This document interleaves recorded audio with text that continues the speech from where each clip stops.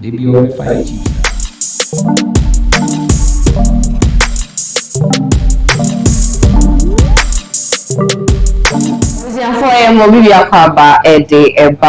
pinaxtv so o share ya na chese wonim se ene 7th December 2024 yinina the much awaited time yinina ya share ni mu se beba na chese Ghana decide yinina ya decide on who is going to be the next president of the Republic of Ghana. Nafi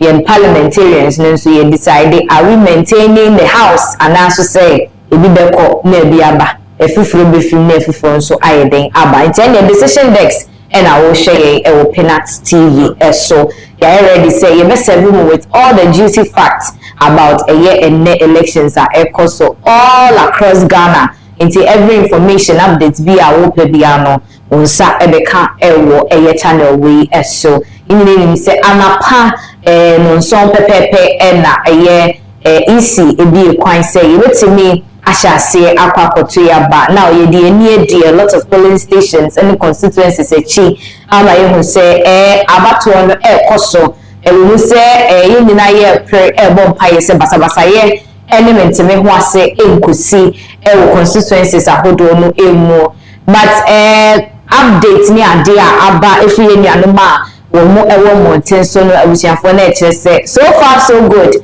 elections ne dey koso. But there have been some updates here, some of the constituencies no total votes and I say total voters what's voting comparing to voters abba asat a year 254 and I said the current time my woman day not just say turnout no very low some of the constituencies are any in other constituencies no information no say about one day most of the officials no make sure EC officials no polling agents for no omo monitor pa nti omo nya ko hu say baby anko yepe na say reaction take place na they are doing do metumi aye bia say the beya abato no ebeye free and fair. Now we've gotten some top politicians wo mako custom vote dada nti ebinu bisa say nti we have about 12 presidential candidates year 12 so aba.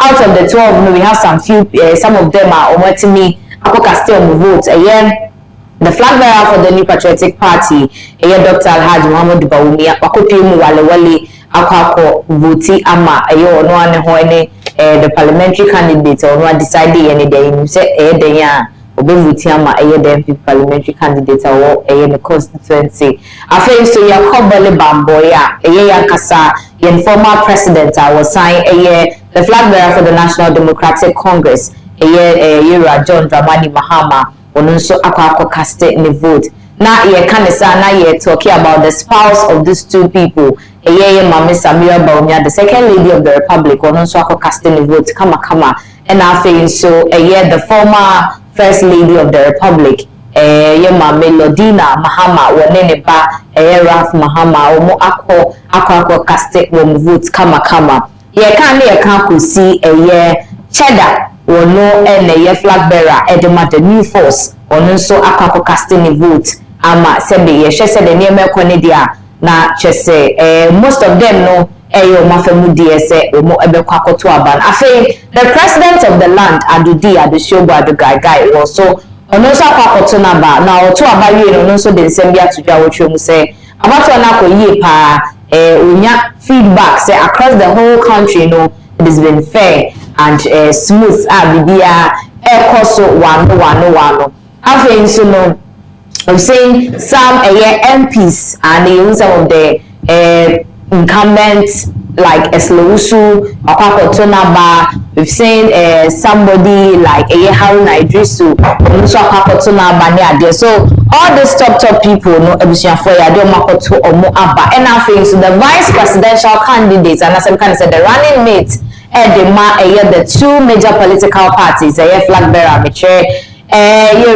Matthew Kuku Prempe Bebojin so say Napo ono so akopie mu menhia south abato peso aswaka kotonaba and I think so Mame Jane opoku ancheman ono so the running mate edema Yura John Dramani Mahama the NBC wo mo akache onu so akopie mu e wo commander e wo eye mfimfini mountain wa kwa akoto na ba chese nene de ye hwese 5 pepepe no na isi aklosi eye voting no but then no mo chemu say 5 ne bo na se ugina eye queue ni mu dia and then you have all the rights say obeko akwakoto waba and so far so good now eba no eye chaos any idea for some of the constituencies no polling agents ni ABA feedback our say some of the patriotic party and some of the political parties no polling agents ni be no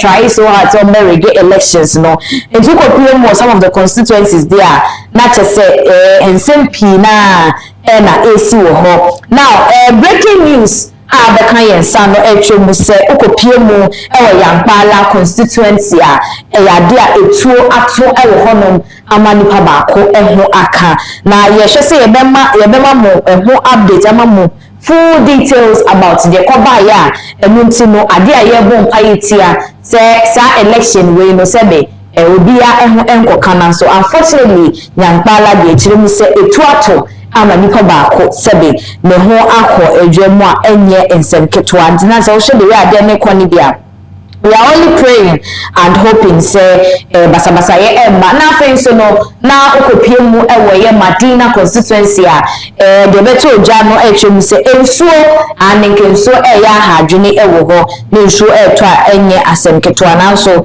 ye hope say by now there na say ensuo no ejai amasa radio hopefully omobetimi atwa the voting processes no eswa emfa assembly emba because near the time ye voting no na fe enye Madina nkwa okopie mu abra asebu wo kwaman kese constituency so a ebusiafo ba ni se so ensuo no ha adwene wo no ma enya senketo ala chese so ensuo no ejemu from the look of things no ebema omo ahote the electoral process ekoso wo abra enti abra ye Infinity Mountain, that's the same central region of Ghana. It's not say as I made these are some of the issues ekoso most of the constituencies are Ghana Hanum say. So currently I was for a lot of feedback back.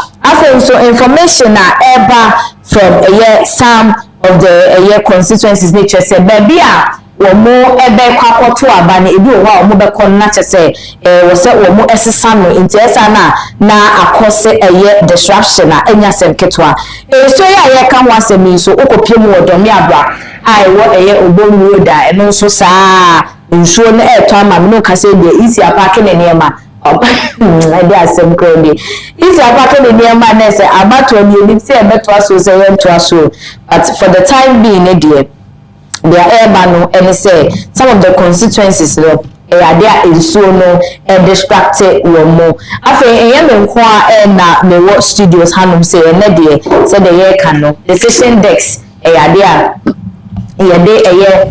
the necessary updates ni na ye airdremo pinaxtv hanum say enti wo ba studio ha there Mr. Bismarck ha say or a political analyst there's we follow politics since 1992 voting near their day about the year currently 2024 year you will me it is Mr. Bismarck you ma call about the bus studios I say you know say that they have a lot of information as some people don't even know and I feel me aba na the office as studio I don't know it's me your who they event me Minim just have me to this. Yeah. Yes, so no, me sure say starting more follow some of the processes are there for some of the constituencies, but answer me Musa what waba.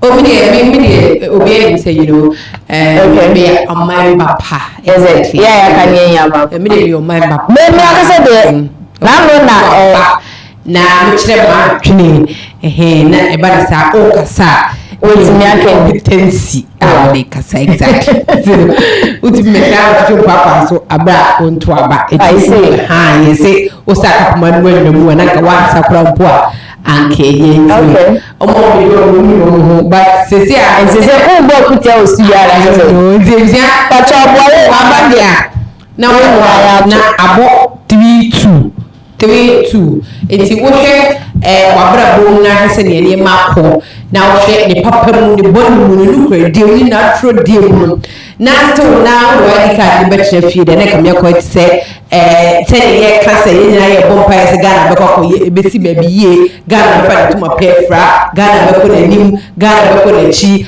up and down front and back ye na ye pray se Ghana betimi aye no ahia ne kam yakọ se wo de emoa ye nti sabre ya about 3 no ye sa pa ho ma mi nsan wo obi a wa de se abaro koto a ye be ka kyo se wo se de so ma papa ti fabrika koto wa de so se o twen lo fe no koto de me ka kyo se dem ho be ka ho because at this point now you get this oh but everything now you cry now ya can be say dem kono koto a utu ye to a e go dem ko chokoro de na libra ba every 2020 besi by this time kumadi ye get to America ye lay off ye sika sem ko form ye production ko form ye to the bia banking rate ni ade tete ye shipping fees and we the Africa musi for me them the only name ba iskala ye the person duty ni ade ye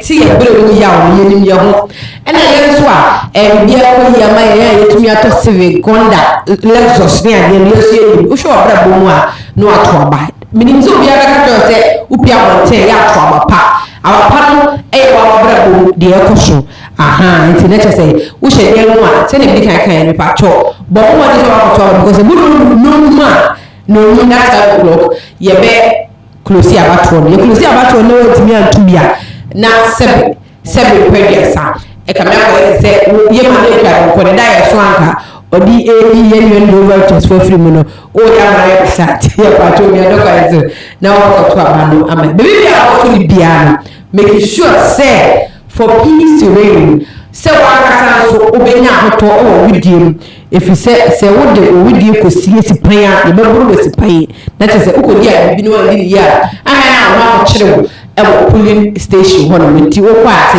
line sanchen ya to a obapa be mapa me kra ofo me ye mi kunu me mpena akorofo no akodi line so ama kama sho abra na to obapa esi me de che ya de kan no. Alright. And say bia na ye de breaking news e bae say ukopie mu ewo yampala na che say enipa ba ko ahwe ne nkwa e na afi nso no e ye chirema enipa mienu nso prepare. Now there's an update free Ghana police however also police arrest 4 persons in connection with a shooting incident at Nyankpala in the northern region.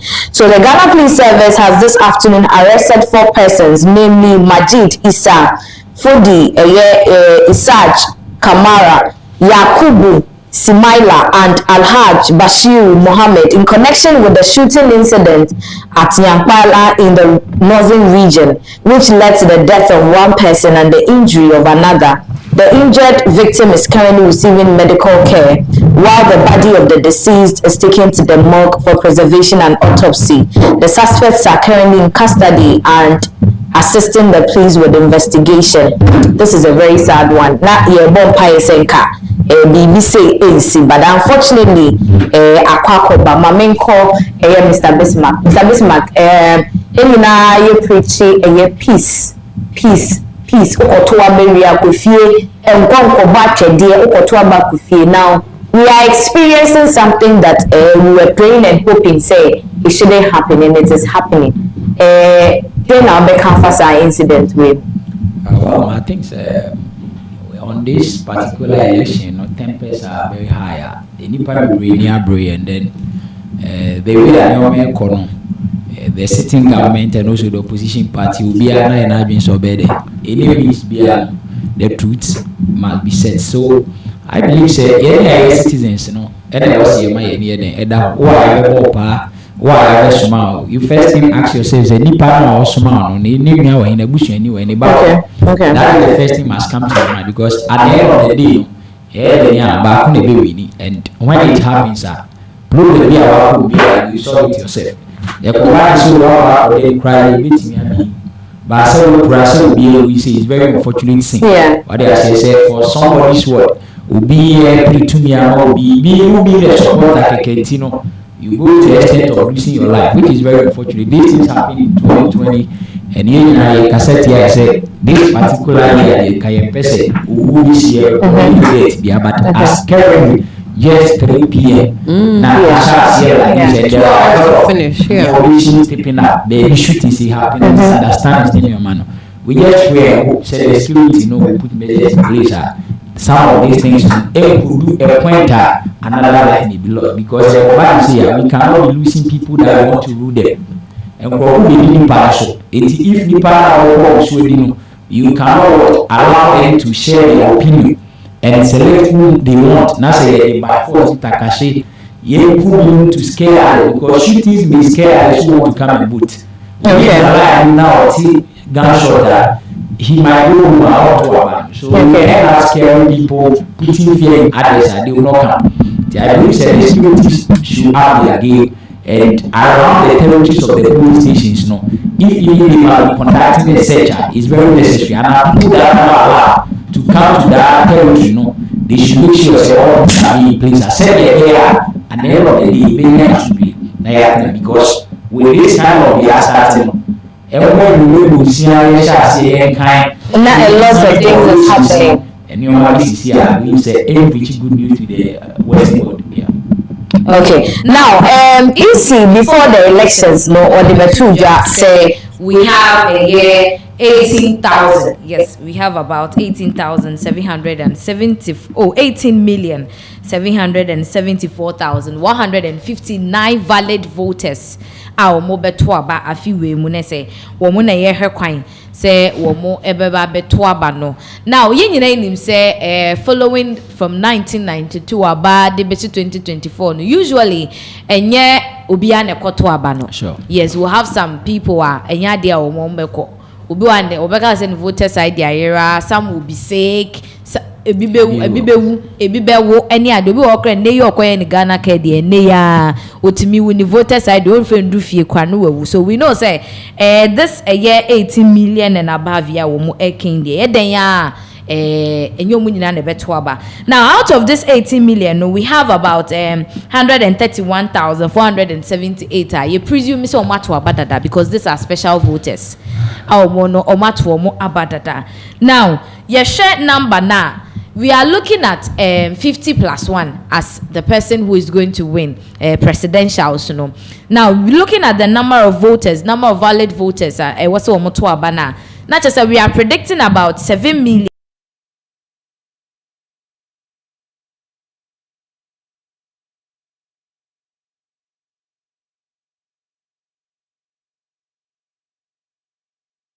Alan, we have CPP 4 candidates now. There are about 12 candidates, but let's focus on the 2 major political parties and the other 2 strong. I feel say that's Cheddar and then Alan. Yeah. Yes, looking at it, from your perspective and from your point, right from me sure say almost started primaries or my campaign or my final rallies, you saw some of the there.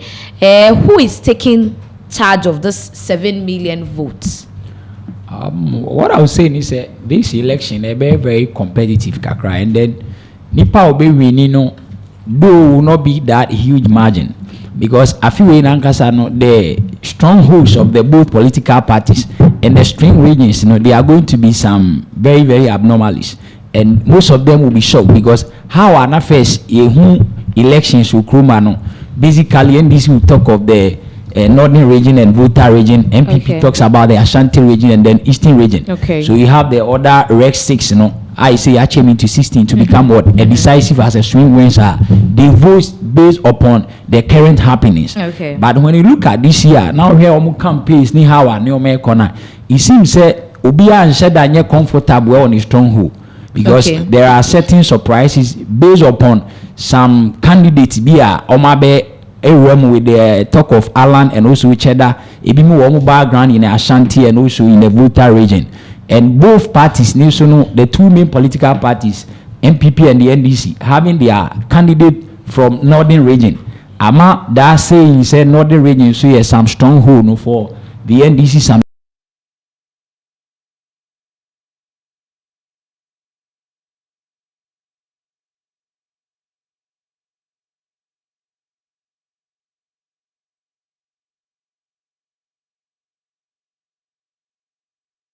will not get that margin because of the current happenings. Alan coming from Ashanti region, Cheddar so kakra from Volta and Ashanti. Tiama MPP have a problem kakra and also Volta region Nankasa so no Cheddar is coming from the Obagran kakra. Alan also Cheso Obagran kakra. When you look at their campaigns, they pull some crowds. And and also and people also in the greater Accra region.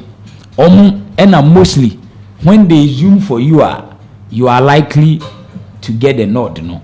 We have seen most of the parties, campaign, their final rallies, they are saying but there are a lot of dynamics happening when you check from 92 to 96. I started the Fourth Republic, you know. The election wise, the dynamics that 8 years terrain and what used to happen after your 8 years in power as a government, you know, is very key. And as Okasa says, I don't can say it's like as a turnout in the back of and whenever you see that dynamics in the 8-year terrain of a sitting government, is very dangerous for the sitting government. So right now it's say MPP for no seats ne secured, sir. MPP seat will not secure. So when it comes to the presidential, the seat is not secured. Contention here very high. And we all hope say by 5 p.m. going now, the results will be triggering in. Because when you cook now things things that the information that we are having, no, a lot of people are concerned about the current happenings in their personal lives and the things that are happening. And those are things that people going to decide a lot on it. And also in the parliamentary, those are some of the things people will decide. So right now, as we sticks, ensure that clear roadmap, clear the man will be Obeka say, it's like he's taking it cheap because of how candidates push background, baby free. Baumia being a nodna also in the current government and John Mama being the former president also coming back again, no. Ama contention very high. Okay, mamen call minua baby so yebeba also na yedin komo because you have it ebusia for afei and our join here na chese decision decks and na o she e wo pinax TV election coverage, you know, and na yede mamo right now no we have a few hours more to end the election. It's currently 3:15 na chese we have just 1 hour and then some minutes, basically 45 minutes now. Abato no abewiye. Now there are lots of happenings akoso. It was some of the constituencies. Hase me sure say when you some of the information on some of the constituencies. Edena koso bontin yentwa humfoni ema yahwefo mo hye. Enti se meti asesi idea baby me free buy metimi aka say no baby ayigina typically you betimi atwe whatever is happening vividly on the ground no Wejagba Municipal Assembly or Honomede. If it's an apa airban, Utimu say, Oko various police stations, I will Honomu, Utimu say, and a partitu tuna man for your majesty on Bessoria and a park or Tuabano, into and a partitu tune dear bet is 57, Eba Bessie say 8:30, a boy, no, now Honoma, Unya with me for an cry in see. But say, Brea Minoka say, about 3:16, Yidia, in what the ho fine, Tinami first acquaint with Swabo, my niece says, obey ho, Nasa what about Wejagbawe, or to about English a man from, or to about Caswan in its environment, and why wild now we can work or 10 because what's now one outcome was it's a fair show of the national cake. You did Jawa, you did Jawa, you to Abama or before fra. If you're an I'll pay, but 1 to Ninti, wouldn't mean today. Nipa kra wo mara so enti na yesi be fasa akwan so aboye nyina ye ho so sa na efi hono ne ya bohua be se akọ asokwa ne ye kire mu se bibi ehhehye NDC for polling agents ehu a wonte hono ma akọ ete alarm clock. Who say ye secondary school no ne clock bi a Oba beda now the show sumi ase ntu hono abete ase nya no wase nya no bibisa it according to one no one kire mu say ye video na msaka ye be ma producer na ya hwe say obeti ma ye wa no that 2 years quiz na amaye omo hwe mu say omo ejbegina ade na biometric de be ne ho or the nikokoro motiri to so a instead say anka machine be kre na ye accepted no ade ni mom na ye kre de e ba ne sa obehwe machine so no na ye accept o ena nipa so adwe ne say maye no more than one who say na say you are making the person furious I say then na wo jojo mi say dey ha na ebufu aba na nipa no ko enti bra wo mo bo asokwa ho na ena police force aso omumu ena ya jibi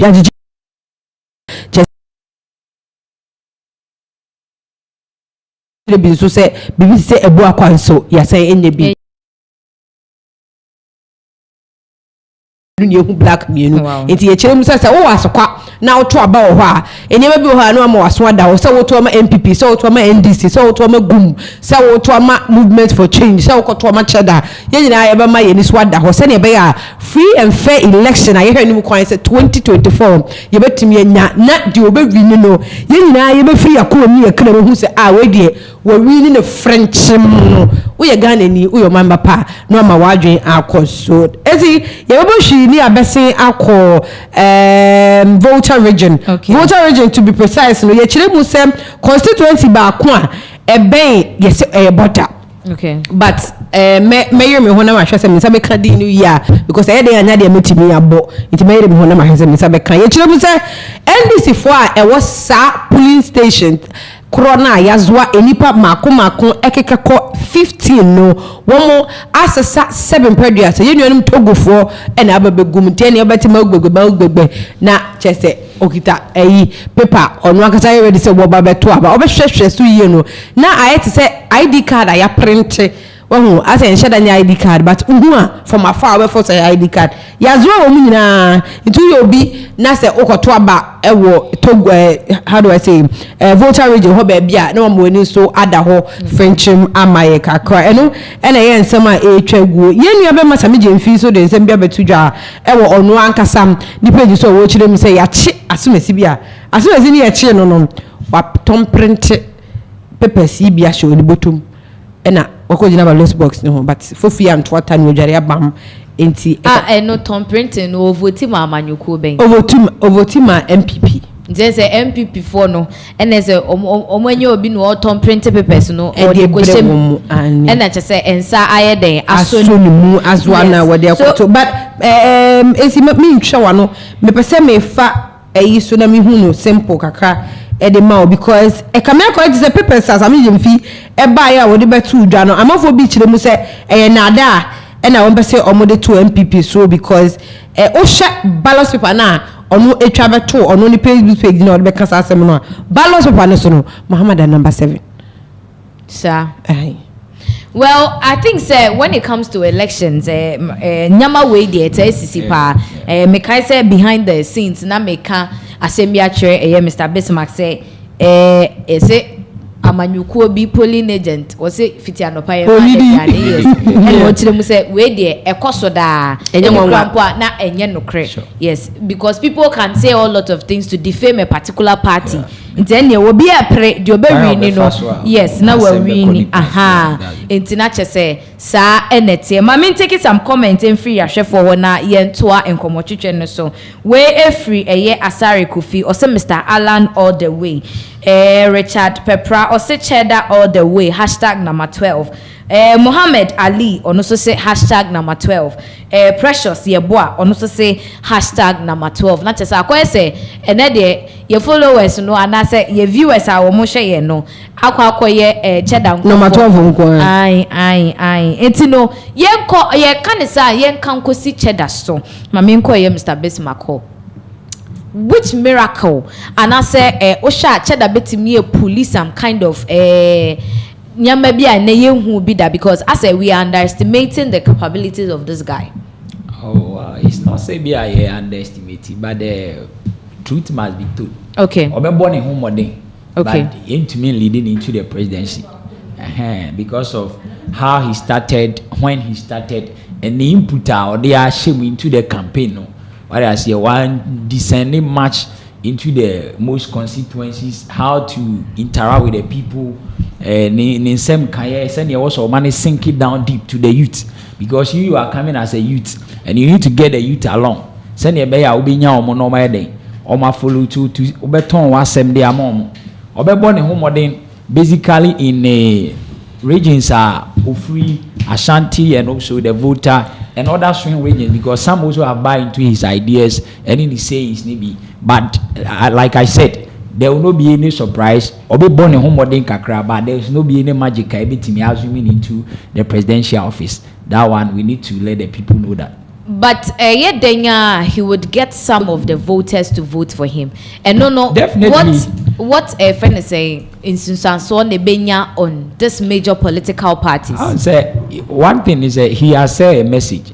And election is about selling your message, letting people know your future plans, your ideas, and when you got the opportunity, the opposite way. Okay. You are turning a message. People will buy into it. Who say no vision we want to be part of this vision.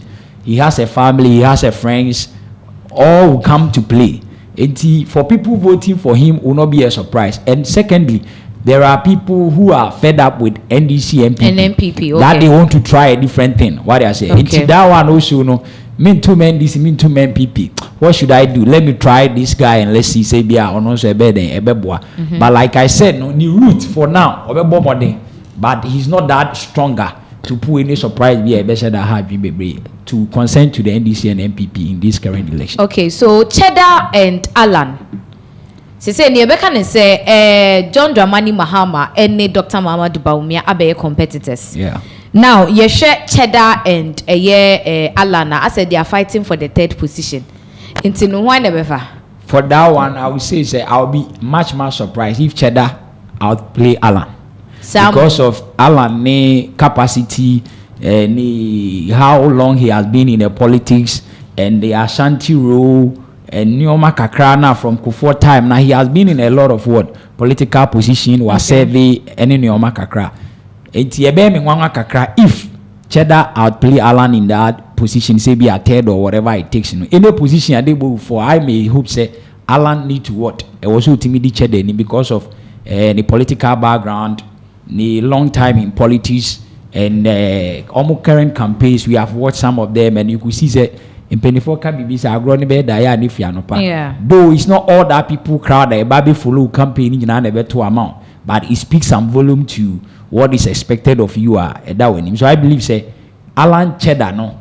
I may go say Alan will definitely approach Cheddar. Yeah. Alan will approach Cheddar. It was for not just say according to Mr. Bismarck, Makacho will say we're a political analyst. Well no, we follow politics at a year from 92. To me, I draw the graph now. My CC, I crebe or two way also in Nipo very neat. But I won't change now. Won't follow yes, with time, or be my a year Nipo winning. Now let's give you some updates and free some of the constituencies are a free a year no honum air bad dear not just say yet Chlema and pay Ukopia Blekuma Westa a mame eslo usu.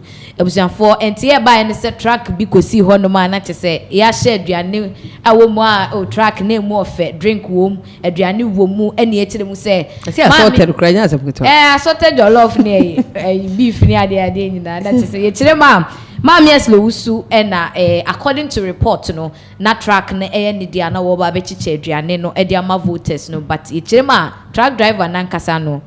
Yet, Sumawe, dear, when him says, and a bayanka wanko. Because I'm a folk when any massio run papa mapamono, and dear free a polling station, a honoma.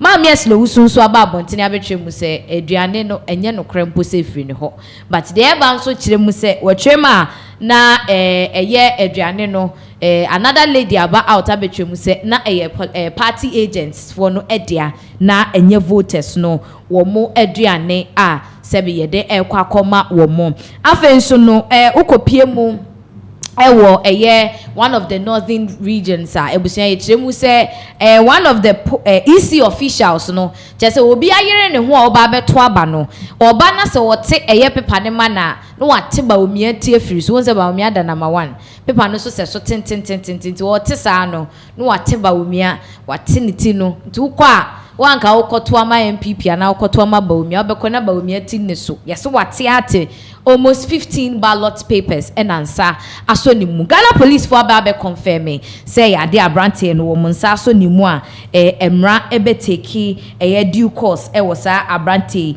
ne ya waye because unconstitutional say obi beto aba na wo ti obi ti e free so obi be say for what goddamn reason ekwan ben so and our best afi okopiem wo pokwase amasaman so a enti ya eba na ekire mu say MPP mrantie bi na se be yadoa wo mo abusuafo de na wo maye na chese wo makɔhye hotel bi a wo mo atam papers and end wo mo tintintintim so anti e kire say Ghana police for aso wo mu a wo mo ekwakoye ensem no enhwehwemu na so mo ko tintim so an say kwan bi o mefa so no wo mo de akwa afa so. Now there is a young boy bin so a wono so ensa so ni mo ono so papers poly 76 ene hye ni bottom a wo koto abante ne wo to wi a kwan a ono akasa befa so a wo beto sa aba no na wo be kwa akofa sa papers 76 na kwa akohye mo no nkwa ne betimi a kire kwan wo befa so be, but unfortunately no ade a police for ensa so ni mo na information a ba ye ho no etwemu se ye kire ma ne papa constituency NDC constituency youth organizer said yen item say wono na ede ema ne some information wey efie defense minister hono wono no de betu dwa say wo mo nhwehwemu no na twese de akwakoba eno no afa yenkopie mu wo kasoa abusuafo na no a ye ba cha no we so me kire mo say some of the baby a yehu ni say hotspot was our elections we mu no ye mbonja ewutu senya west ni ewutu senya east ka so we ewutu senya east me ne wo ka say emprempre kopie mu wo odukpompe paka wo ka so a enti aba ne say etuato ane etuato ama nipa baako epra yesremu enye obi papa wo kopa adwuma ama no nti na akopra hu wo mu se kebi ma minke bia mammu ni de ye o to abawi akofie o to abawi akofie enkope entokwa afenso no enti yes aba no ekiremu se some of the military officials ebusiafo ade a wo mu ede betu dwa ane military for de betu dwa ekiremu se soldiers for ya to omogu mountain so no polling agent polling station no is out of bounds to them asemiensi wo ho na ye fra o se kwana ko settle a enkonkopie mu wo ho na so no ye nya information se kopie mu some of the polling stations ade a soldiers for yi be a break bounds and omo akasa de omo pe kwako rera polling station no wa eno so akreti chaos ama enyasem ketwa wo honom na chese wo hwe de ade ne kone dia ebinom ayo madwen se de omo pa na wo mo ebeye afa independent candidate a wo Gomwa Central yankasa ye entertainment pandit Kwame plus enti aba ne se ade a wako akwakoto naba enti ye hwe ni mu kwan se the other people no enso be kwakoto omo aba Obuasi East NDC Constituency Communication Officer enti aba ne se woni sojani bi aboso pa nyasem ketwa ni nyina ne se wo mu kire ma sojani no emra ema ho kwan se wo se okọ polling station ho eno no akasa epen ho asem akọ mu polling station honom mami nko menuaba bi honom ono nso ade a ono nso follow some of the incidents koso some of the polling station honom be information ben and our gather so far if some of the polling stations Ghana Police Service and asese ano se kase ye bu obi abaso dia na chese wo setumi Ghana Police Service se na midi kan ka twa no ebusia free and fair elections and ye twa ni mu kwan se ebebo no nsia kwata mandia no patutu aye bete se ne se John Dramani Mahama ne yedi ni besisu o se na rado nan kwakufa ado ne bai ne yedi ni besisu o se cheda no na asumdwe na ya ba ye kire mu se ufiri ye bohwie kopie mu e wo kentempo a ye kire se kentempo South Constituency a wo bunu East regions no ye kire mu se ECB electoral offenses ye kire no Derry Joseph onum ena ye kire mu se 15 ballot papers voters one Ghana police for chire muso one best one okay it were free very the police station ho am I do no akọ efie na say nipa Derry Joseph Kintampo South Constituency esi etore bia minim se ye kasa mo mfa mo adwen a mo mfa o se de obi papa na ope president ye de ene ama oyi se brana be o kokotete ni tie free so aye den fama nipa no ana campaign no mantimi anya yesi ntokwa no from na ato akaka ana we ni hwe because eto de bia odwe hu a won hyeda enti ase mi bohwi ne ma besia akọ me be se me kai we ni din preko ye kire mu sem Ashanti region East region ahafo and North East aye omo be se omo kire se honom e come correct say honey MPP stronghold no sa ade ya me kire o say yes ringen de bend de be yes enye no nko ha information me saka ne say yes yellow band bi a esan da won sa nti no ade ne kita ne nsem na band de da ne say so it looks like it has a kind of heavy vibration ma we no style be producer pacho be here screen na my yes ropa oni adokwan so wi aha na say yellow device no eno na ma nipa no ewo so na aye confusion nti say no wo mo bom Ghana police nkontene so wo mpa oncho wo mra na mra mehwe na north east mpodie sesi ade agency mu kra ama sesi a wo yo mu hwe enye aye critical ewo ho no ma che say enda form kra che say sesi anom soldier for a wo mo ekopie mu no say na wodi kan no agama ko say actually but we soldier ni one drive ya sesi a do before complain me no because 2024 ye nyina de abre ye nyina ne abre ye nti we wa adwen say we soldier ni nti ba betete abre abode ya na nya de a obefa de boko kra yesi nkofo bia e o madwen say o be attack soldiers bi che say basa ye bi asi ewo baby pot ya me pese me ye world na me nsa kan din no but kamera ko say soldier for no ebe mu say o mba we boa no nkofo no ayo madwen say o mu nyintum nti o mu soldier for no be pre ebusia me pa chow me srew onu adokwan so mo masomdwe no enye adwuma emma ye sesi ampo the time na ekọ se ya ti 333 enche bia no onu mbebo otu abani wiya ma me papa me nko amedofo kofiye enyina ho mo bia nkofa na esan emesan o na me koso abonka ye se wonto aba no a enye mistake ntene fie sore na ko de obetimi ya ye nie se de be ya eba na utimi hu se position a asomasi ede ma wa na se kwan a asomasi di e fa so ye nya wankasa obetimi aka bi nti wo hyede mu a pie koto aba no na eno a na eye wankasa nso right ba ko pa eda su kita de aka nyino majeje okay nti de enu aba na ka no na me gina so a ebusuafo mo kire mu se turnout edema ene voting ne de ye very very low enye kra yes enye kra ma chese okopie mu was some of the polling stations voters ni kire mu se wo mu gisika ansa na o makoto aba polling station bako 5 ena afenso no kopie mu ewo eye bantama abusuafo ye nyina nim se bantama ewo ye Ashanti memo ena eno nso eka one of the strongholds edema eye MPP Mr. Bismarck right yes enti echirema one of the polling station there fiti anopa kosi awia nipa ba kokurensi ho so okwakoto abanti yes MPP for ebeya mu de mumia mo mpa ebonim because baby ade na ekono be ha adwene enti echiremu se please the turnout is very low monko na mompie nkoto aba we 335 still na a few minutes ewo ho na ye gina Ashanti memo a na ye kwa asewase enu sa asewase so de ho ye very tight pa ho ye very tight era muntaka ne mpeso aso no na ansama akwa mu asewase ne kire se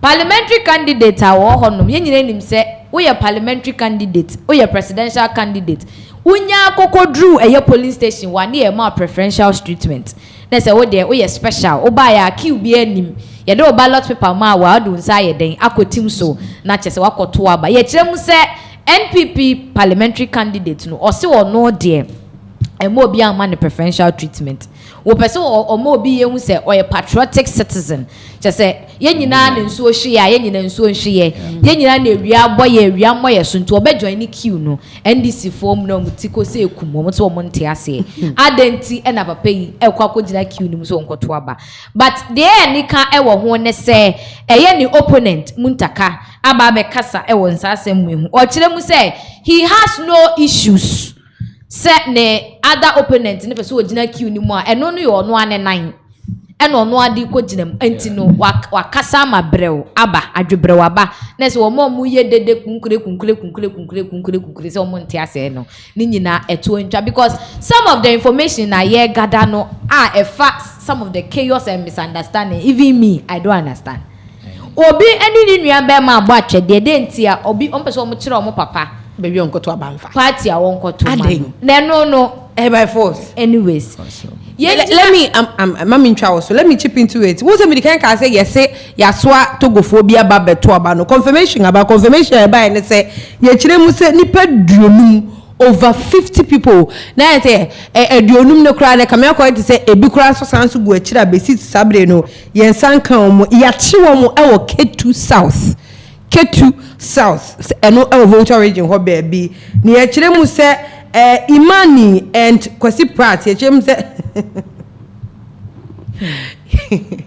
omudi apiem e wo ho baby say wonim at the reasons why ankoforum ya take wo na ye de omo ba ye so ye de fa borders no to am Ghana for na e wo ho na ye madwin say ne kwan ya ye be fa so a yampene ma Togolese foi a wo mu free border mu e be piem ha no wo mo e ba beto ba no yampene ene say ya de ne omo amonsa nti se ano esi omo ye 50 na ye che say Imani founder of Imani na Kwasi Pratt ye chem say omo edi apiem ho baby exactly okay abusuan for breaking news we dey ebe nyina wanwa enti ya ba ne say vigilante team bi a wo mo ewo eye kwada so and minim say nka vigilante dey yetwam ba yetirem say vigilante team bi omo kwada so enti ya ba ne say wo mo enya eye tip off bi ena wo makwakoye operation na operation no ade a wo nsa aso 200,000 ballot papers MPP amanyokof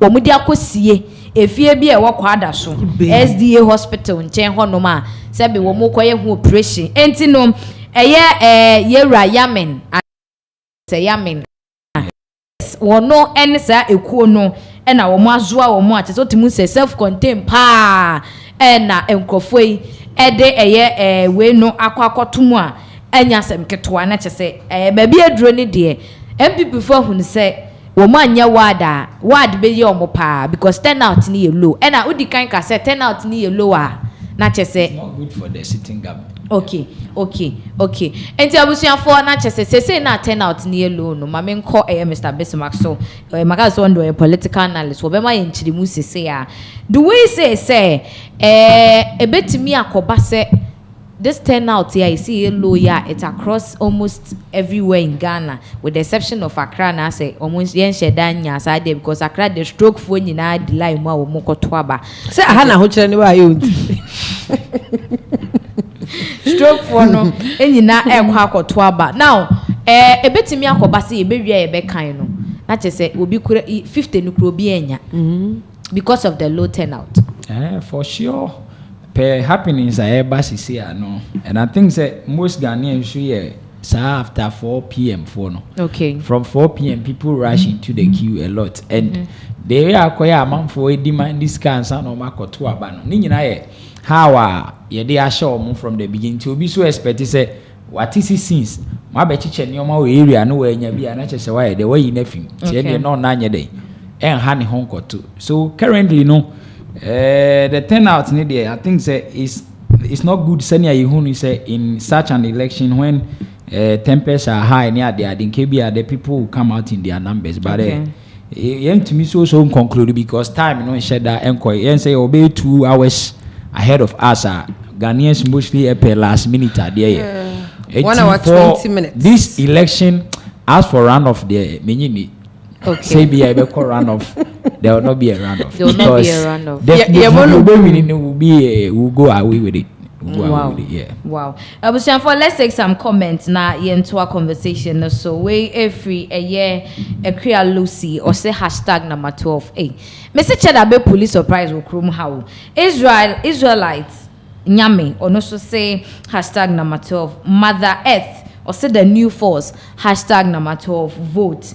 Science boy there the wabe church there no kwa ne betimi akire or say the last trumpet discontinue living in deliberate recruit yate adafo no be preach here William Cab was say lies science boy so say wo mamo high five na che say mo boy adwuma e wo studio hanom say ya enya sem ketwa enti abusuan for afei e na wa join here there na che say decision decks e wo pinaxtv so e na wo hwe no all the necessary updates efa aba ye to no afiwe ehono na ye de bremo na chese emfa ho ene baabi a wo de oto aba nwi na kofi a hye wo de na so o data no ana de connect wo if any sense smart tv no na shopping next tv ubenya all the information now. Now breaking news, my chippy in a mouth. What yes Cecilia no ukopie mu e Gas South allegations are eba say MC ya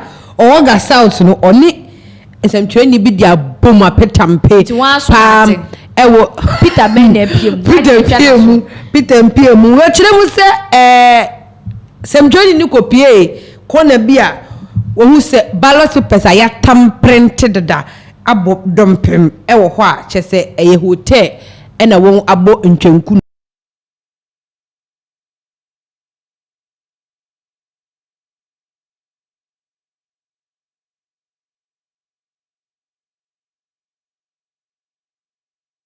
lam si bindi milemu one no ho nyagro ti echirem se Gas South se me no ka say dey sisianum me nya police station no exactly but ye beja na dey abo so maame sem twiro ni dey beka twa no se mo ani da ho e pacho at this point MPP for aburu ye bi enti ye tiam say ye ni ase abun anwan pa ni esia ye dey o mbeto sister enko me metuti na jinje ye meska. Okay, and some for France so I was here for abeka yensa no edwom se ukopie mu ewo eye odo biriba academia polling station honoma che se tia eba no etwem se voters ni complain say a police for ni bi ahye wo ho de pepper spray egu voters for no so say no credit a Ghana police for yesere mu nhwe bibi mfa na me beto aba na de pepper spray begu me ho enye fie ni meko aden it's not true. It's very wrong. So anything that will bring the chaos, you shouldn't be part of it. Which is wrong. Okay. Enti no ye kasa no yaka kasafa low voter turnout currently fifi boafo wono ene the spokesperson de Emma Matthew Opoku Prempe abusuafo wo kire mu se baabi ade ne kɔ ne de ebeya isi one fair rematch because voters turnout ne there's a what again pote na the low voter turnout ne ba in the Ashanti region particularly no on to menti MPP dia any on to mobia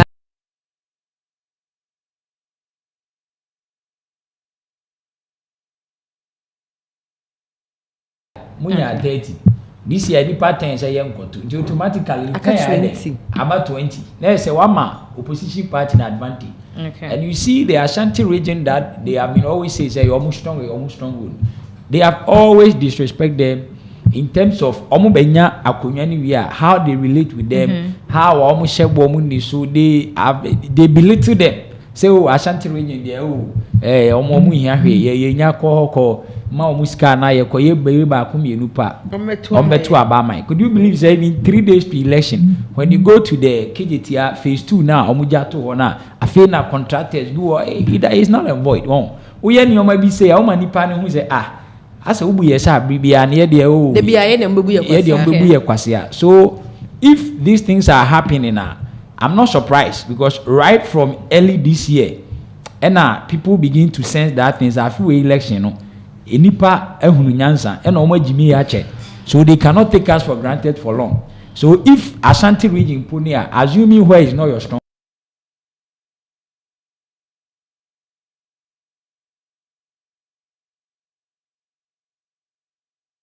because your word man maybe our office say unya waba majority near them Eddie free and also I think that these are some of the things that AB almost all man really because of how our new might see proud to almost primaries no and exit of Alan some misunderstandings being your by there are some of the things under the capital they could have resolved it but almost woman here they egushu because they think say normal and said normal. These are some of the results. Ezi enkofo ya almost send ye messages so hodoma constituency boss ya send message ya send bida omma beto abai to about hina ya be na be koni ade they be so almost send na constituency MP nipa wo pre MP dia ba wasi o asumasi eguso aye to abai mame we eni ebohwi ko ayawa so west wo go na yes John Dumelo ono na chese message a mi be kai efini ho message no no send there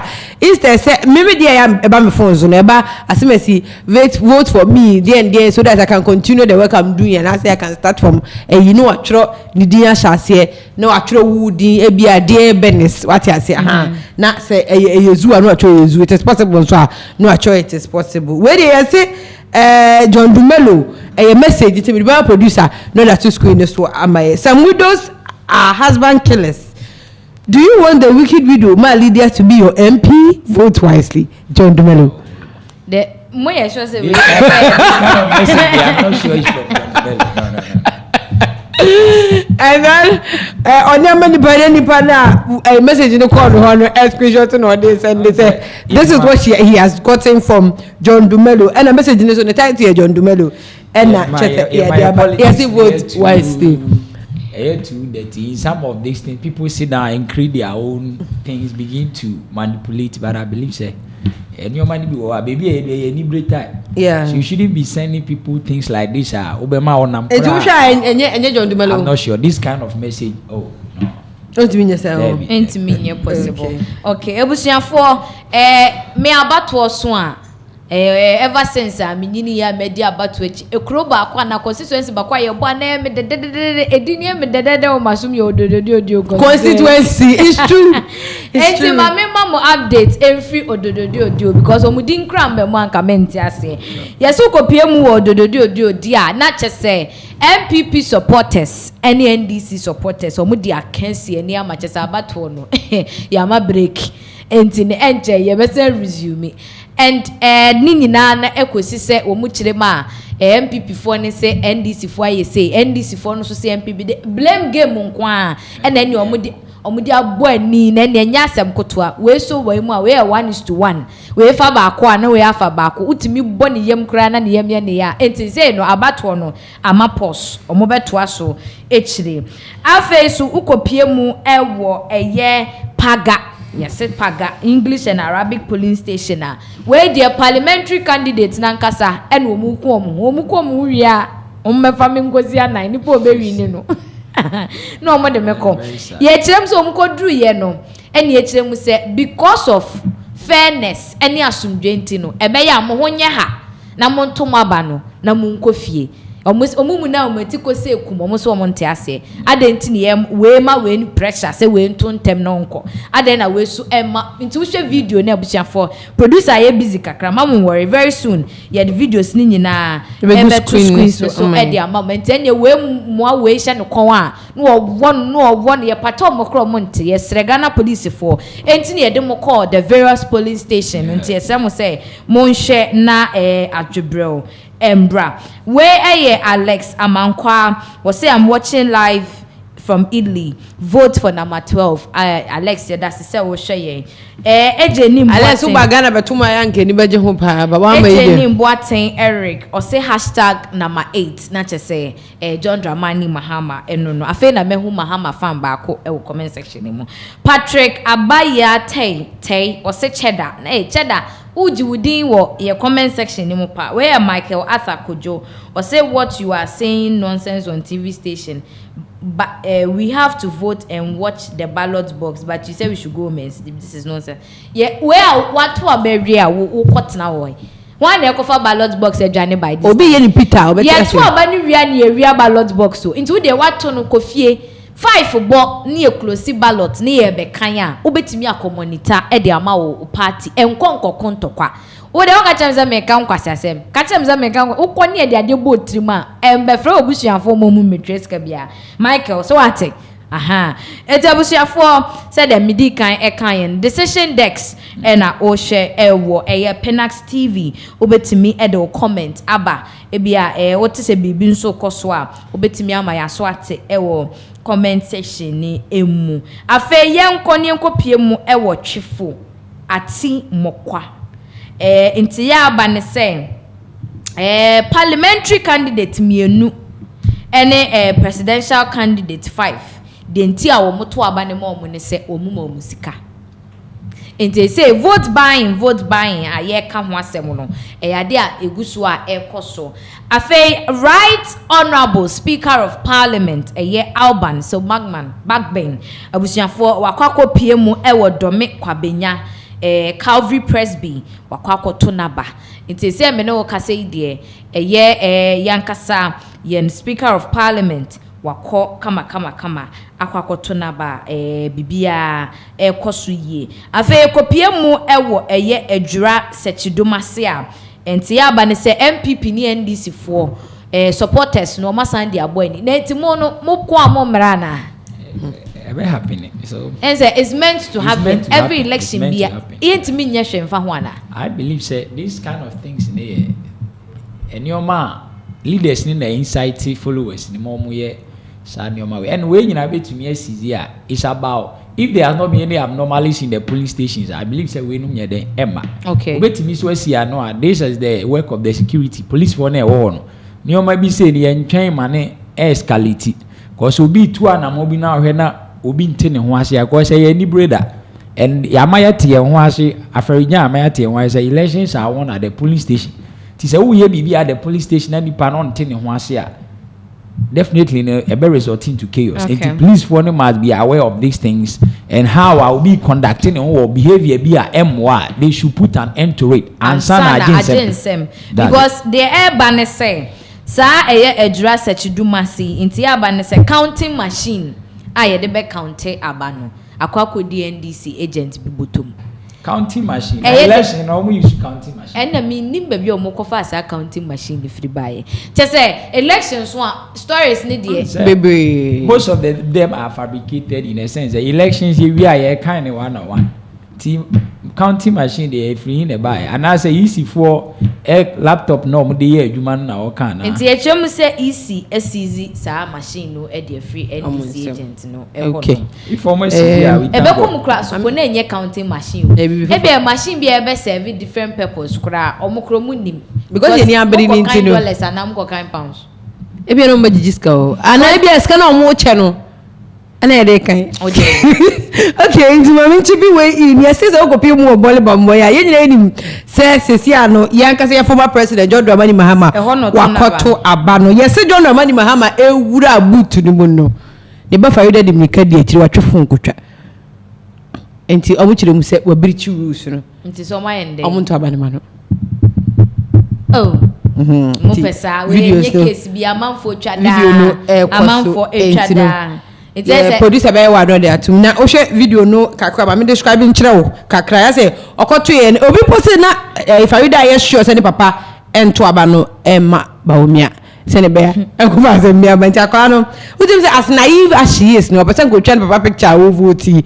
But I say na akofa e yaba no. Nti ni papa ne ko ra boot nim. Send bear obo send papa to abano sebe. Ne nsa nkopa. Nonkoto amaba homia na ene to train phone a anko be betwa picture asema ba hono nti bole bamboy hono ebusia o de men worry videos ni de be gu screens so ama producer nya stable de be gu screens so ama ona wahwe videos ni etwegu pa John Dramani Mahama nti omo so nto ba ne ma no hono ma chese ye hwe ni mu kwan se etu betwa but se si ade se na mrika ka me de gu so bo de wuro se oda so hye fie na wonkoto aba na pie na ko na about 3:55 aka ye be fa ne se 1 hour 5 minutes na aba no ye ja ato nti be pa cho se obeti na fie pa o hwa braba wa bo fiti January be se na December 7th na o hwe na se ekoyie ma wa odi mika na wakokochusu de o pe hwe na nko yezu anu achusu o hwe no wa braba sesa wa dwen so a no asesa no wo a o pe se o de otumo omu nyina no dum nya ne sa tu duru afa pepa na ye pepa ne de sesi ade e wa pa ba o hwe mu a no wa yini pa ba ko a according to you no o se fata se o to abama no e ya dwen kire yes your vote is your power to me any waba 20 wow na sorry fifie bon ho so na koto aba na efi se abono nan enche isi ebetum ye nya close dia na chese dia opese wo ye anka mikoto ma wo ye wo anka mikoye ni se ni nyina no se bimpeduasa aka wo yem anesta intebusia unko ya famika na ko ye so de update ni ye se ne wa we ni tua no ye anka se ye mienu pekura ye de ba na ye san ye tre nti ebebo mu amawate ase kama na so be pa cho ko na ko to aba na mame o de onto mu obi akra to mame and ezi e kan say omujiji scan so omo de to aba no me na me say eya de foforo like enya de foforo mame na because say oba mi hu biom nti mo nisika na ntoma wa say me ne ebone ana you said that should influence your decision because this are neoma yaya amwayen say onya no ni wi a o ma me ye de wo so ye election do obeba be chiska o chiska obeto ama so we need to go from that level na your money pani who say it's not the money we need because o ma we 1,000 Ghana cry we di ni na say but there are some what new man ko be ba be ye in the constituency you benefit forever ebe boa wo dada sitran okay this say ma scano ye they say 500 Ghana 1,000 Ghana mi gine na am okay with it that counting the next 4 years ahead say scano hin do besi emfa wo msi hwe ti ye was say you grow from that level that level na hwe okay say and abekayensa say the vice and I said the running mate Edema Alan Kwajoche maintain movement for change dia wako akwa tonapa and now things the minister for works and housing yera kojo ponkroma wone ne yere womunso akwa to ma ba ntiche se nina no unto waba bo homodene na koto waba na chese yehu nipa obewini e be fa na saa say papa say nye papa o de ya to de pe no na ye nso ye yi de aba now awawade a esi wo na abato onimu no kire say the former president of the Republic of Ghana Yewura John Dramani Mahama ansa na wo kwakoto aba no wo ne papa na so wo jinshira wo ne papa na so na chese waba aba beto aba na enkunimdie aye ne dia enti baby akeka kwane dia we have to involve spiritual powers na e papa nom ebe mu kama na yebeko screens no so yebedi nkomo kakra but before that let's take some comment where every could be Padmon or say #number 12 OMG gaming or say #number 12 Nana Kwambediako for the future William Boache or say go for Mahama if for Ann or say vote for number 12 more underestimating number 12 yo Francis Kofi Mensah or say DJ Kofi watching you from Spain yeah that's a say or share you from Spain or say vote for number 12 if for Ann or say it's true stop taking money destroying Ghana not to say one Mr. Besimak adwene say jijiska no ye nyai say jijiska and say watching say next year say next 3 years say ne dia esi kwata mpacho we dey mami how kakra na kwa bedi akonso sisi ano fiti ano pa ebesi by this time na yente ne nka edi na yepesi ehu de ekoso na kwa bedi akon afa entino sisi ano se me no ka say de na kwa bedi akon da ye twire mu se ono de ekoso a ye to aba ni nyina ni pulling agent ni ade nyina no one wo ete kama ne mum ne hawa all express sisi a ene se ya pa say 80% of electoral commission ne nkrofo no enti ya chemu say omo ye EC representatives at police station no according to Nana Kwame Bediako presidential candidate Emma the new force no ochiremu say no krani EC anya de kra ni police station agent 80% omenya accreditation ntomo ntimi ankogine mama no enti no sesi ano womo eda so wofia ha no pa nanso yese de ebesi no enye siewi enti na say I critical omanya accreditation about accreditation omo ye ho adwuma be a week or 2 weeks ago before the election so na o kan wa say so menya who say on kasa enti afi no wonya kwan ya ode kasa omanya accreditation enti ha no enti 20% pena enti ubeko kopie mu ewo police station bebe no beko na no na one form akwa na easy na no because I so omanya accreditation so say a candidate contesting an election okay na say where nya accreditation amount crop for because you went for IPAC meeting for that thing is a one san can right from there no you should let the public know is that then I am parties ni nyina na me crop wenya election day, almost you obey 2 hours to close the election. 1 hour. You need 2 hours, so 4 hours. 4-1. So 1 hour. Oh, I'm running very now that you attend, I say, when your accreditation, I say, what the share say, and no, maybe some polling stations, we are one answer. Exactly. Which I think is wrong. It could be done it earlier. Exactly. Now, share a year screens, no, so Ewa Hanum say, minimum analysis where you say the competition no abaye between a former president and a vice president. We na ewo presidential scene. Now say comparing economic performance as vice presidents, you know, as a head of economic management team. But I don't understand why producer per se analyze your mummy based on their vice presidential rules, but minimum way or former president and a friend is saying a vice president. Now you must some indicators be your share debt, your share oil field, your share revenue generated, debt to GDP ratio, inflation, your share exchange rate, debt servicing, credit rating, interest rate, central bank finance, growth rate, budget deficit, debt exchange, unemployment rate, not to say you compare you both no more performance near day.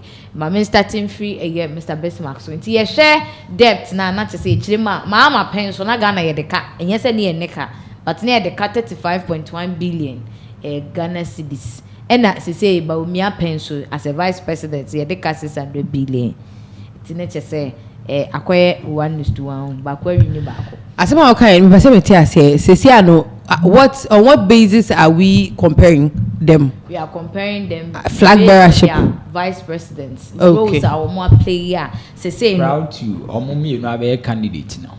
So former president has been a vice before, and also the Baumia Cecilia so on the tenor as a vice. Okay. And some Omu, you know, be a candidate. Okay. So Omu roles are Omu play, and as they have all served under government as a vice. Until Mama any time no.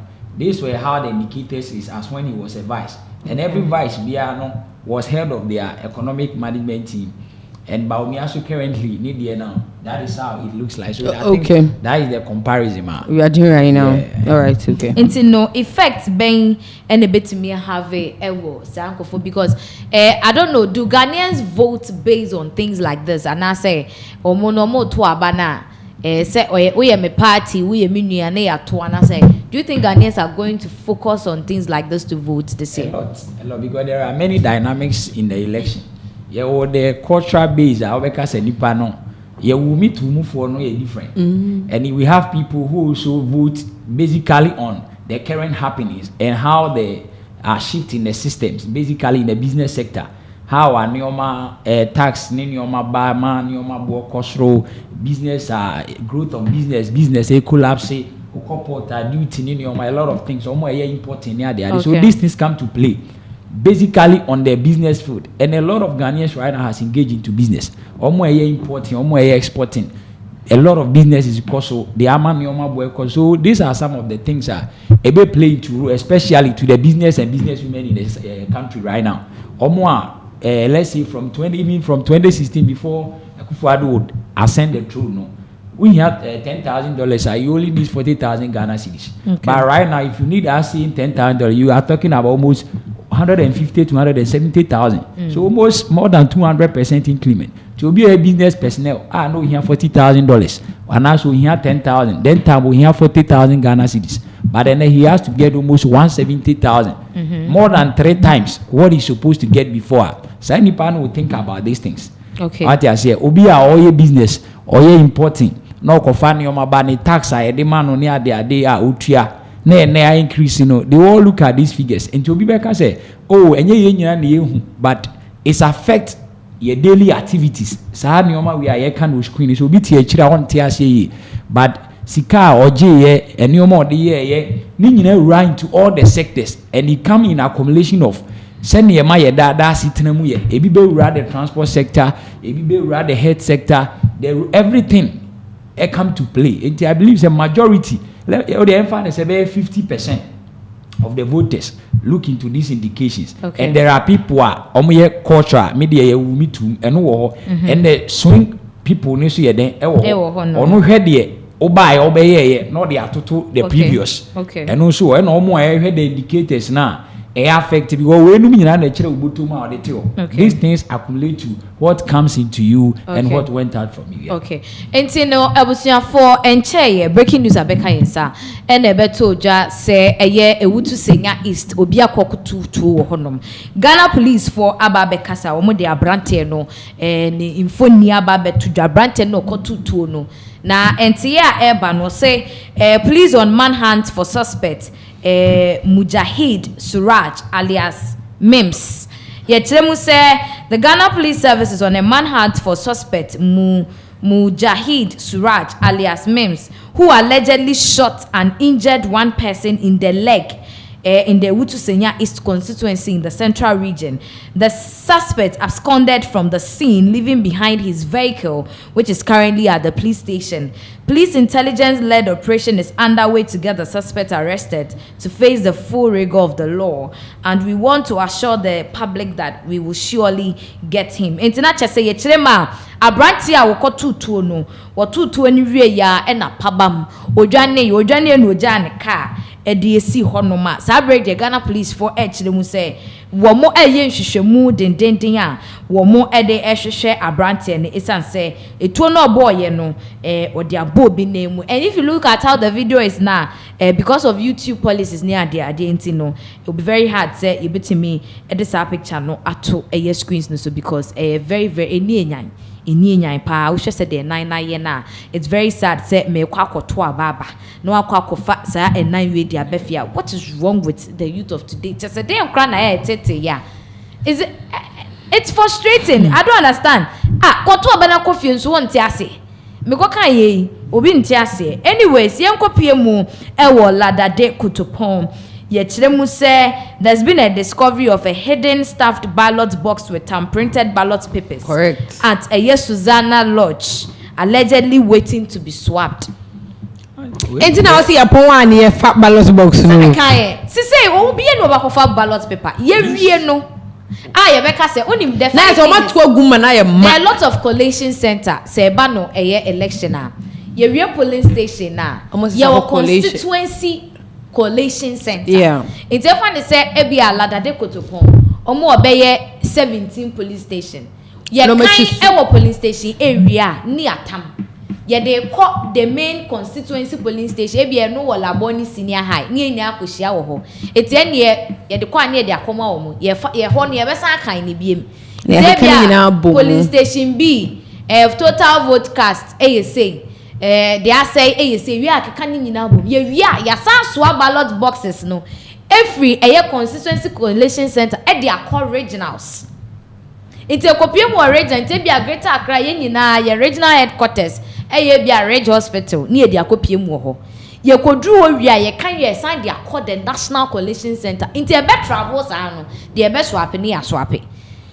It's to be a swapping no usually it takes place from the polling station to the collation center. Because a kodu constituency who we are as a swapping din kakra. Because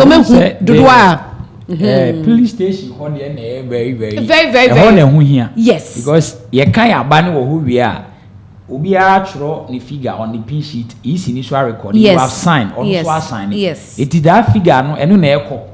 I get this out train na se obi nya kwan ma at the police station or be swapia any ballot and say ade any figure to it aka untumi nya won. That's why crofo any abom mo so say afi we no they will not allow those things to keep happening. Police have share screen na my kakra your screen no akọ off. Yes, you know ye kire ma na chese ladade kotopon no oma your ballot box ni ready we dey nye paper so ballot box na nkasa eni ya tamprint ya ne de ahyehye mu esi ho ye sili ne kama bibia te se ba ko na esi wo na obi ade ne de kohyɛ mu nti ene yes sisa no ya swap no esi aduane na wo ka se esewusu de ko ya amanfo anye ni no yes ye fe baby obene hu to shishi police station ewo krowo constituency. I don't know say man can hear krowo ana krowo constituency obene to shishi police station yes no voters likita my ID card gina ho awo mo twen no take away no vote take away na obi enya na ohura manfo so ompe no crow of also chance take away no ebeba na hwe de we abrante na ni abrea wo kasa pa wo take away no ho ka me ko yeti say de ni abre pa anya goro e Ghana for no bebre no ye maturity na ya ka chiri ka enka chiri fa de ni bra na bra me nto ma we enemy news ka aduane na fa bra me nto ma wa we ezizu we ebone me ka e bia me ne dokono this aduane ne ye say ya untumi to you can buy it and anipa ne de ma wa enye anything wrong but at least say who jina lie we say who twa aduane ansa na amen ye hu at least to abani we kra na we demand something about so because say amam aduane I mean to aba so you are exchanging your vote for food I mean enya dia eni twa yi afi ye de to just say some of the places no nso ato ho no mama sebe aba no ye de akopos ukopie mu ama saman constituency a ye kire mu after 1 hour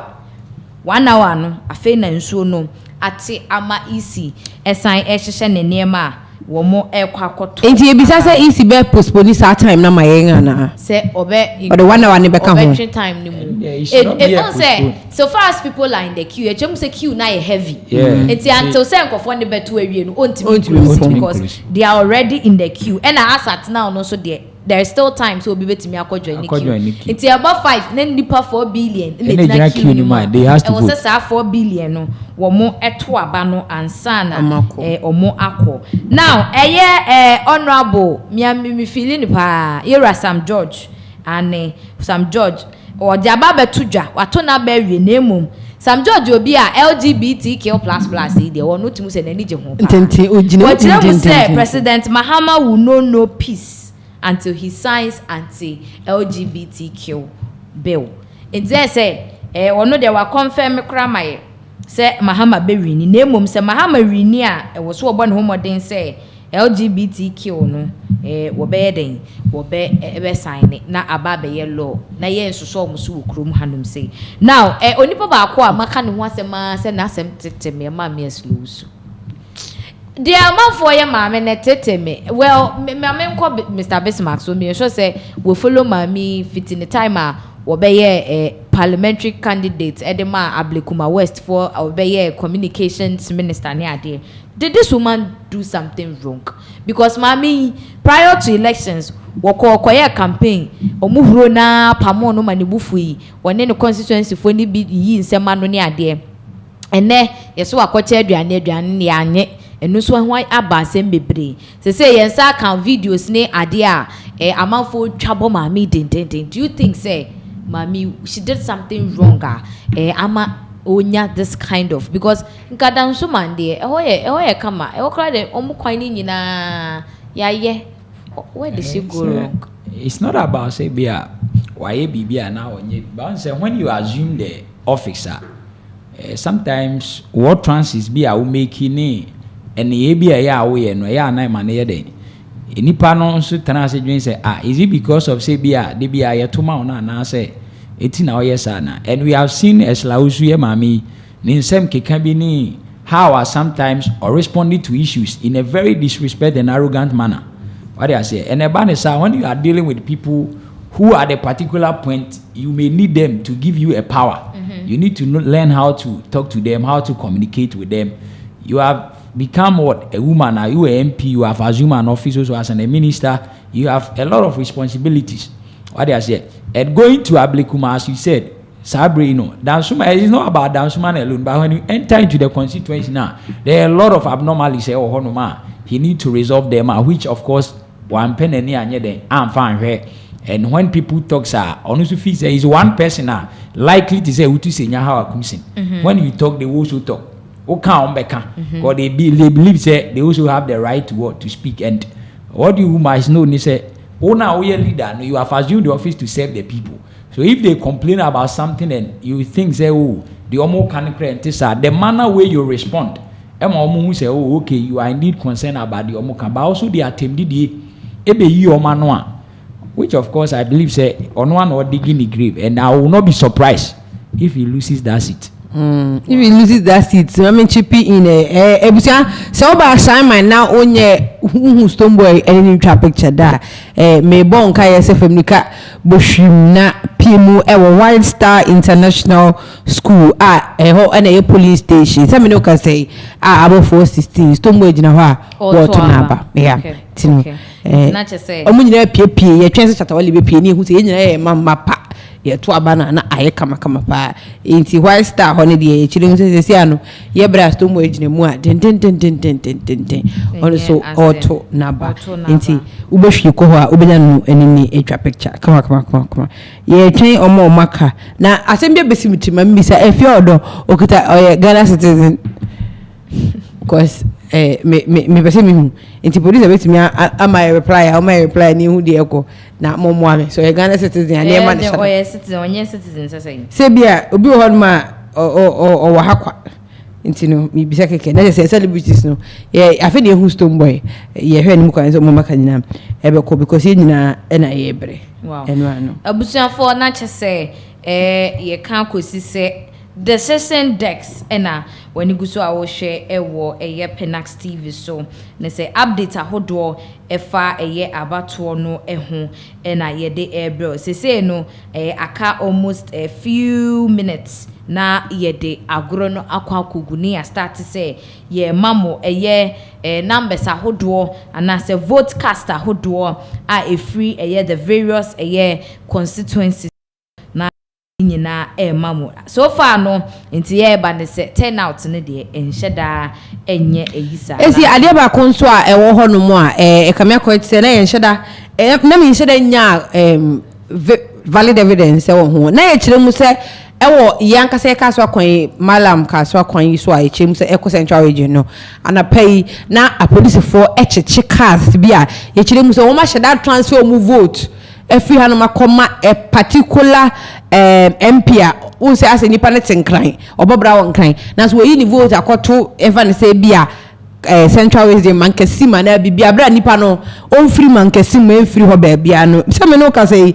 ye chem say nipa ko bia wo yatzo won e was Zina Luxury Event Center wo Bema Camp any important ho no ye chem say omo transfer wo mu vote Ghana police wo aso mumu ye say Sadia no na offense so wetimi edi obi now I believe there's a vote transfer the EC in the young woman. If the EC have satisfied and allowed them to do transfer, why would it should be and what's arrest you today? And what's there's a difference between the Nipan free constituency be about another constituency on your transfer or person or better aba. Okay. That one is different. But as a EC allow them and I any transfer there, I don't think that the police are in the right position to arrest people. Them. Yeah. Okay. I was in Fontia Bande say a year young Kasa. Ye kwame bedi akocheda ne yere finally wonu so akwa casting vote at least obi anto amanekro ne ne de o mato he too near short I will call it clote akwa koto naba afi ensa kan year information say ukopie mu one of the polling station they are there police ni omo aswa polling agent bi a wono no oba ohwe wani mu se waya ye cooperative aya oba wasan ba beto no wa wide amount na de ko se vote buying no omunyai me woni se vote buying na ba be kan Ghana ye an electoral process ne ho aya munye ne kwan bi a she nkran o de hia nipa no abonten na fisika ne mano na in the premises no disca na mana se wo party agent say ya chew oba akofo den catch you chia ya chiwi ukodema se MPP ne ukoye vote by orini are still bedem jobe you when we so them when we body our mobo say because obi an check o yes MP for you share so your friend no Dr. Stephen Amwa obi tora MP na na corner as em share obi tora ba MP na jete watch ne ko ozu omu ba bia wo to ko ebi onim ni wo bro no so wa ebe no waji disika o twe ne ko no se wan to amana o chia abonten a no waji na na force eluti no ma ya daka ya ma ye nko ai ita gada kwa no single handedly adeta mo mana ye dobo we num nyina ne ye when you fail to do what you supposed to do. Okay. I say when why assume office be 4 years ni there was some of the MPs I think they no be serve as a lesson to all of them in the years ahead. Omunya position ni we are some of them don't visit their constituency again. Omun ko hobium unhuni bium unless primaries and national election. They are taking people for granted for long, and I believe say we best serve as a lesson for most of the incumbent entities. So majority will go home, and when they go home, omo de besu yansan say ye to aba ne mawa ye de wa kwose ko gina ya nem premium pa fabre na ye so ya setena munye de entumi nkoyi but unya position ni wie onfo omo nya hwe na afi na do election day no abi gina ho be twetwetwe kon a nipa na has already make their decision and it will go against you see it omunya tumi no omu say ye de amom so omu fa nko no omu nkoboai omu meso ye they shouldn't wait say do election and omu fa ni say obi aye sa me be man 100 Ghana me be man 5 kilos and no you can't keep fooling people for long until omu hwe sa de ni so okay and no as part of the electoral process no the ruling party NPP omu kire say in between times omema yen updates woni ekon we say some of their followers some of the social media